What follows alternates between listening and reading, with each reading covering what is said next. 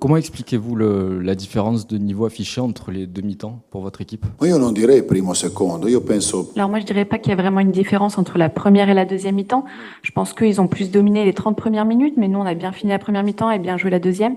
C'était le match auquel on s'attendait. C'était une équipe forte qu'on a affrontée. On a essayé de gagner le match, on a poussé jusqu'au bout. Malheureusement, on n'a pas réussi à le faire et donc c'est un match nul qu'il faut accepter. Après 8 journées de championnat, vous avez 20 points, 6 victoires, 2 nuls ce soir. Globalement, quel bilan vous faites? Est-ce que vous êtes quand même plutôt satisfait de ce que vous avez fait depuis le début de saison, malgré le nul? chiaramente di sì. Alors évidemment que oui, c'est un bilan positif. Je suis pas content, je suis super content. Honnêtement, je sais pas quoi vous dire. Je pense qu'il y a 3-4 joueurs auxquels il faudrait donner une médaille parce que c'était vraiment un tour de force. Tellement de matchs enchaînés, c'est pas humain. Et ils ont vraiment hyper bien géré. On a dépensé beaucoup d'énergie parce que la façon dont je veux jouer et je veux qu'on joue le demande.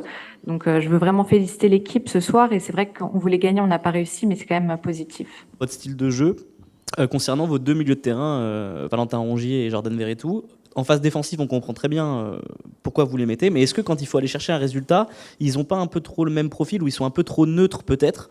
Est-ce que vous pouvez nous dire justement si vous ne trouvez pas qu'ils sont un peu identiques? Metto quelli che penso che sono più forti. Moi, j'essaie de mettre sur le terrain ceux qui, selon moi, sont les plus forts à ce moment-là. Ce sont deux grands joueurs. Ça ne veut pas dire évidemment que d'autres joueurs ne sont pas forts.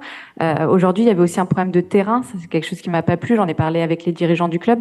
Quand on veut essayer de jouer rapidement de derrière, ça pose problème. Le terrain pose problème. Vous avez un petit peu répondu, mais sur le bilan, déjà, la première trêve internationale, vous êtes arrivé, donc un nouvel entraîneur, un effectif vraiment remodelé, en profondeur. Est-ce inespéré de retrouver l'OM avec ce total de points, là, déjà, à cette période-là, s'il vous plaît? Ma uno prova a fare meglio, poi C'est vrai que nous, on essaie toujours de faire au mieux.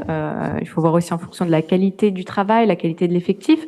Mais c'est sûr que là, maintenant, cette trêve va nous permettre de nous reposer, que les joueurs récupèrent un peu et de revenir encore plus fort, puisque octobre sera aussi un mois très plein avec beaucoup de matchs à enchaîner. Donc, on va vraiment essayer de faire au mieux. Vous avez beaucoup insisté sur l'aspect physique et vous dites que la trêve arrive au bon moment, mais vous avez 12 joueurs qui vont partir en sélection, ce qui est quand même assez important, dont des cadres de votre équipe. Est-ce que vous êtes inquiet pour la suite, sachant qu'ils vont peut-être être amenés à beaucoup jouer pendant ces 2 semaines? spero che non giocheranno tanto. C'est sûr que c'est quelque chose auquel on pense. J'espère qu'ils vont pas jouer autant, qu'ils vont pas trop jouer.